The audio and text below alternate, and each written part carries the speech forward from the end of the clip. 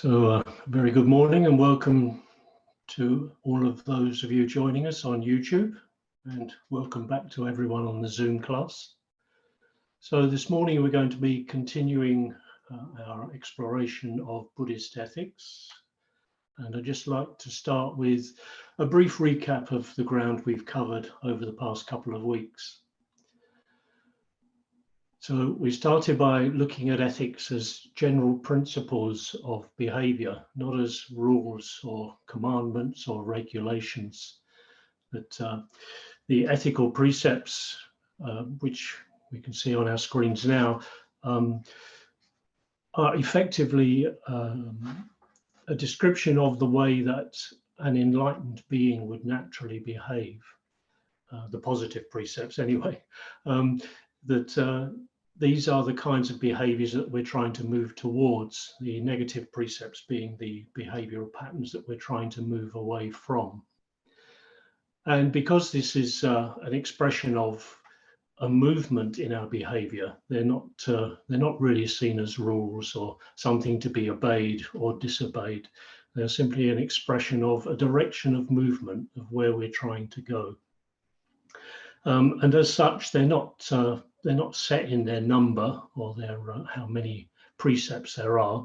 We particularly generally use the 5 precepts, which you can see here.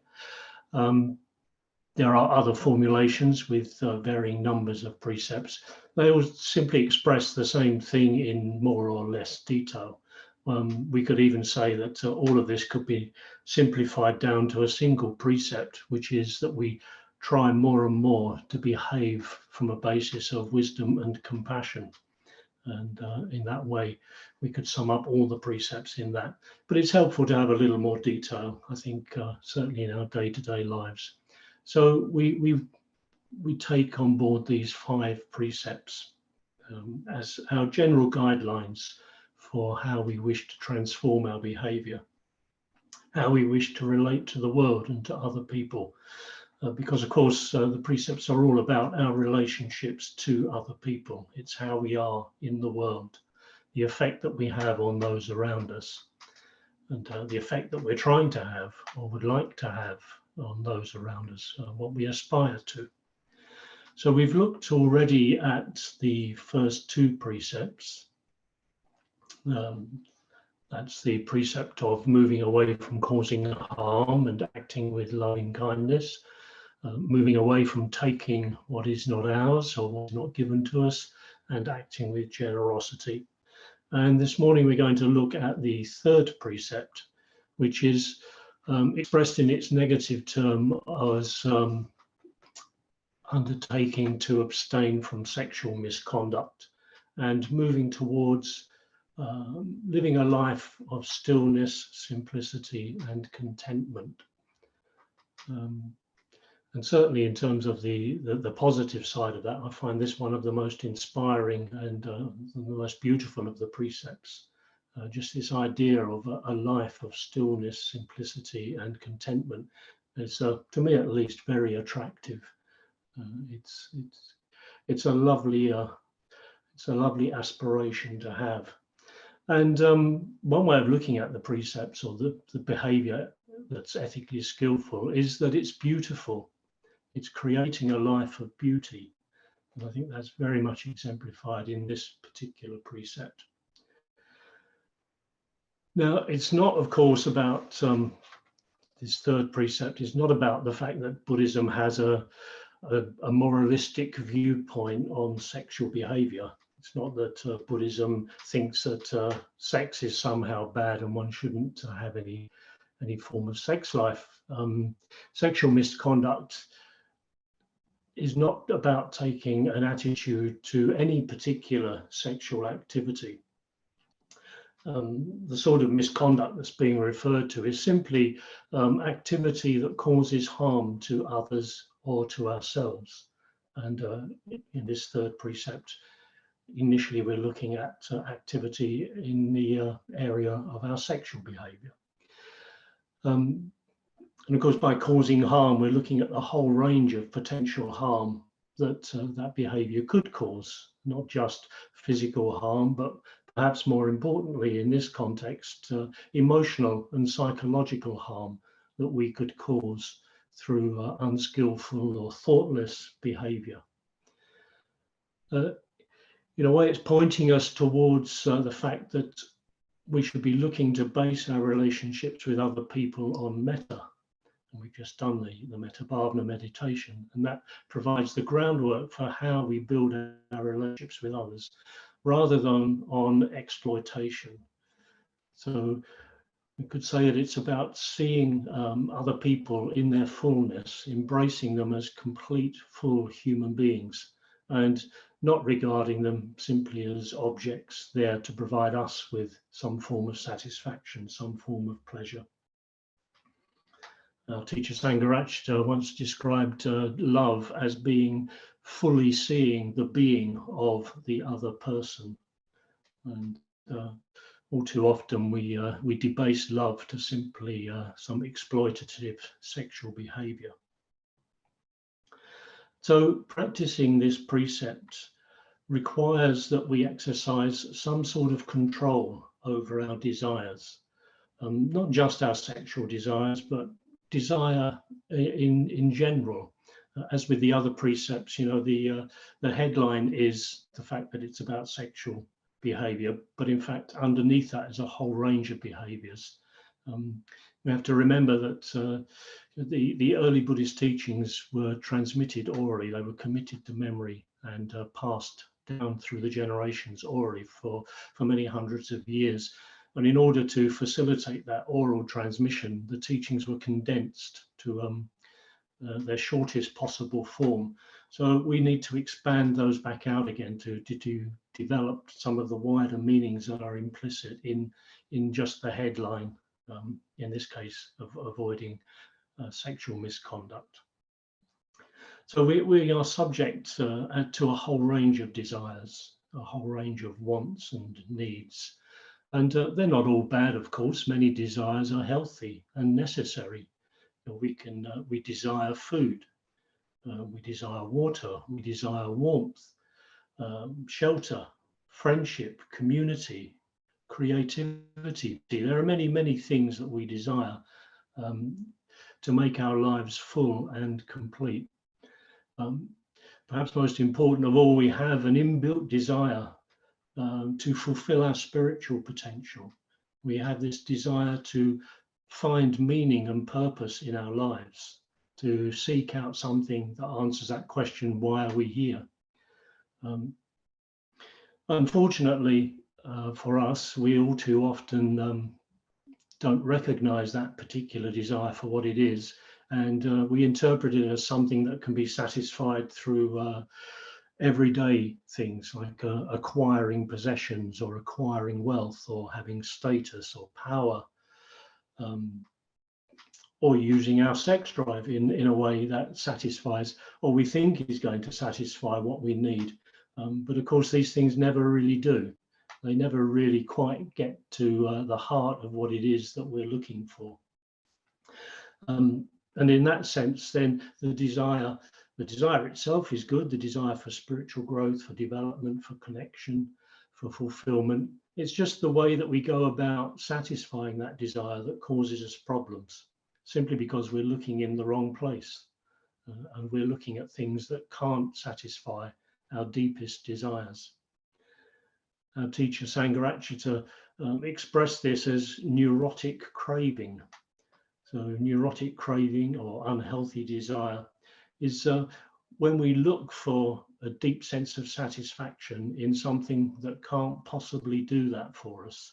It's just not within its capabilities to provide us with that satisfaction. Perhaps an easy to grasp example of that would be food. So we have a perfectly healthy and natural and necessary desire for food. We couldn't exist without it. But that desire can get twisted a bit, that desire can get distorted, and we can start turning to food to satisfy more than just the body's need for nourishment. And we can start turning to food to satisfy perhaps something that's missing in our lives emotionally. We feel a need for love, for affection, for appreciation or recognition, and we don't think we're getting that. And so we can turn to food as a substitute. And of course, it doesn't satisfy the desire. At most, it can bring us a temporary release, a temporary alleviation of our discomfort, of our feeling of need. But that soon wears off, and then we're left with the original problem, plus the additional problem caused by overeating or anything else that we turn to satisfy our desires. You know, turning to alcohol, for example. We have a desire to escape from the pain of our lives, so we turn to alcohol. It may anesthetize us to the pain, it may blot it out for a while, but of course it doesn't solve the problem. And at the end of the day, we're just left with the original problem plus the additional problems caused by excessive use of alcohol. So all too often, in trying to satisfy our deepest desires, we end up just exacerbating our problems, just adding to them, adding another layer of unsatisfactoriness onto what we may already be finding as an unsatisfactory experience.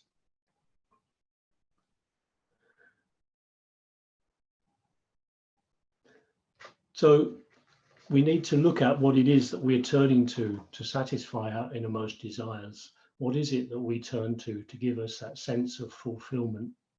And what are we using as a substitute for what can really do it? You know, it's not that these things are necessarily bad in themselves all of the time. It's just that we use them for the wrong reason, or we try to get out of them more than they're capable of giving to us. And there are problems in that, of course. That if we simply turn towards the mundane, the everyday, to satisfy our deeper spiritual needs, well, that can blind us to what we really need and to what can really help us. Constantly distracting just means that we get addicted to the distractions, and we never really get to grips with what it is that can really satisfy us.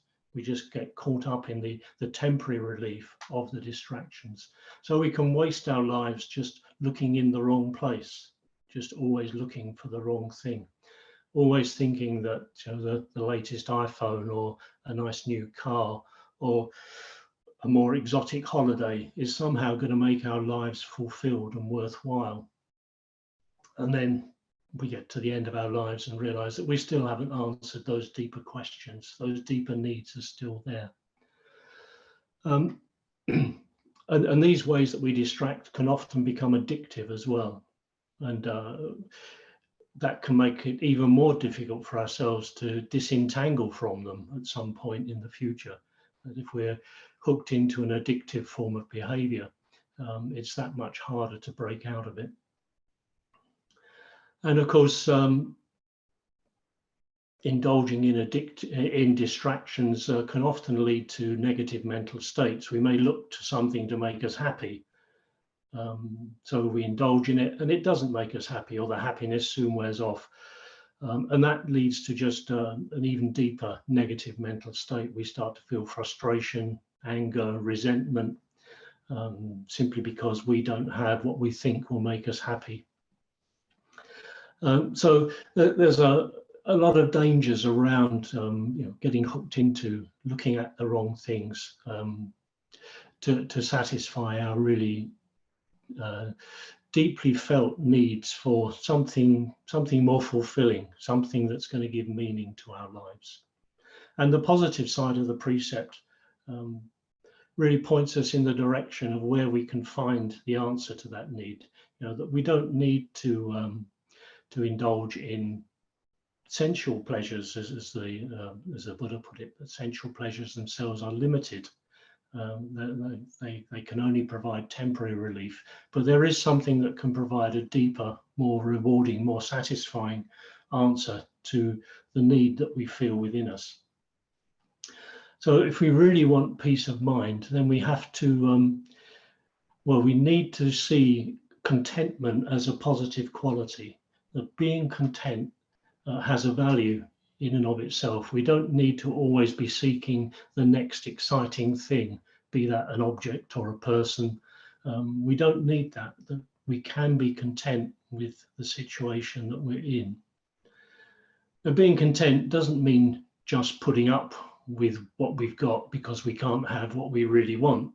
That's not really contentment at all. That's more likely to be frustration and resentment.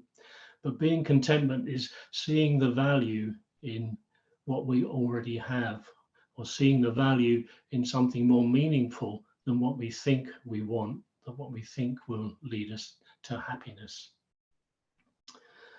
And developing simplicity in our life leads to stillness, and having stillness in our life creates the space for contentment.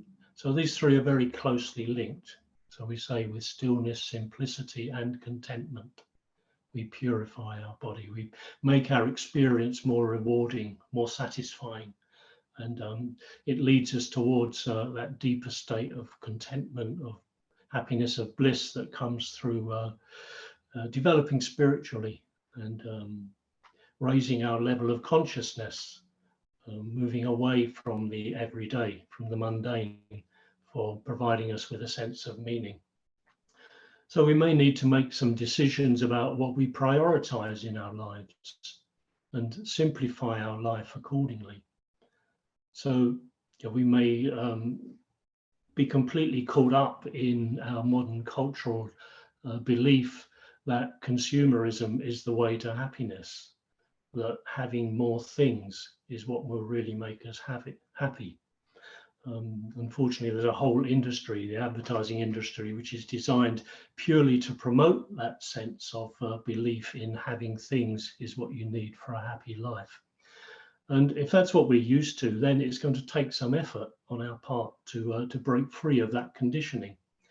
But I guess the first step in that is recognizing that we are in the grip of that conditioning and starting to make small steps to move away from it. Like, do we really need the new iPhone as soon as it hits the market? Or is our existing one actually already more than we need, more than we want?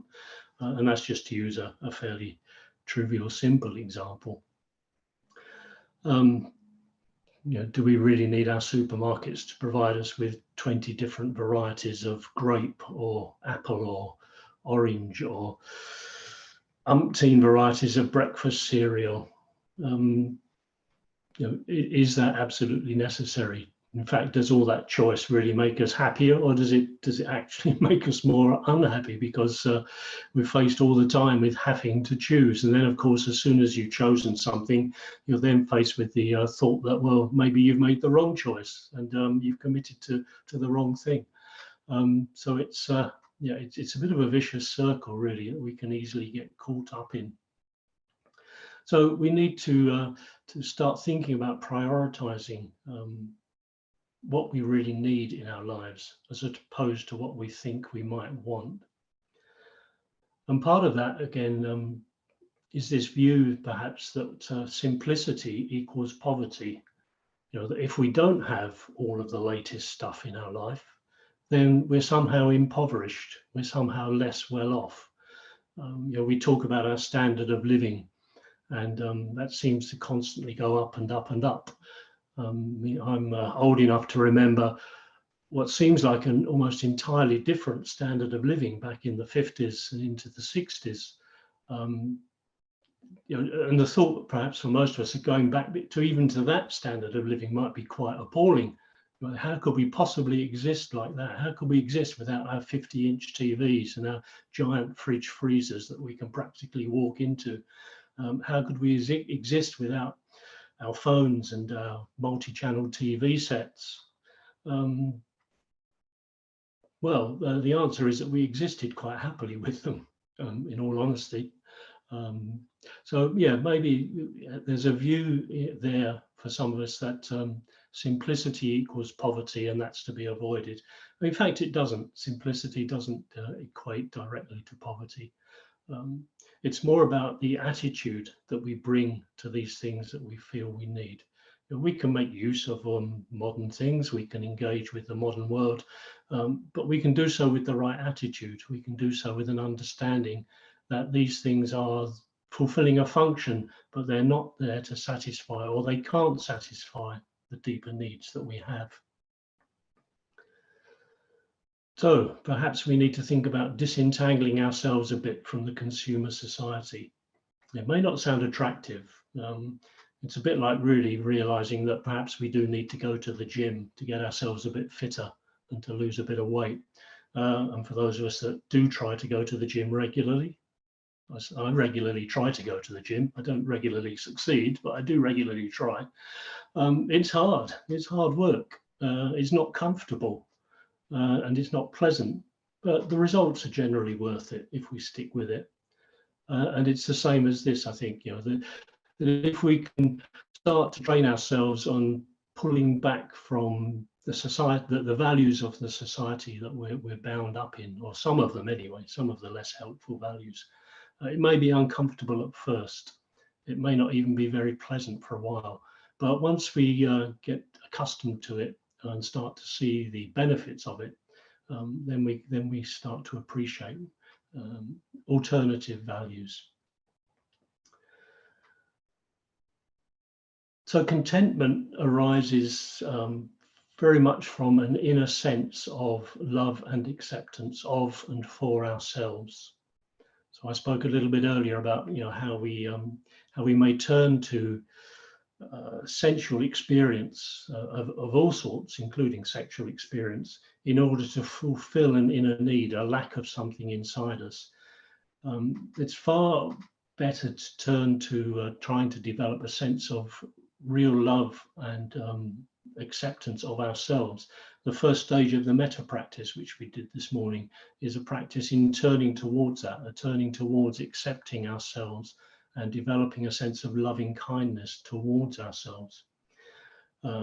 We start to develop or become independent of the views and opinions of others in order to assess our own self-worth.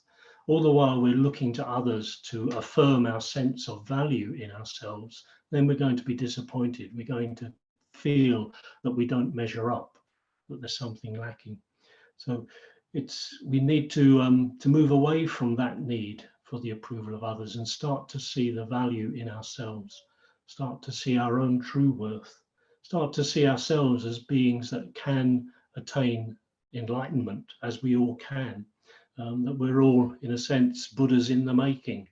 And if we can see ourselves in that sense, then we can start to see a real value in who we are. So we develop a sense of self-metta, develop a sense of love, and that's the beginnings of moving towards contentment, that we can develop a simpler life, which gives us the space for stillness and the space to find that contentment. And that, I think, is the challenge of this third precept.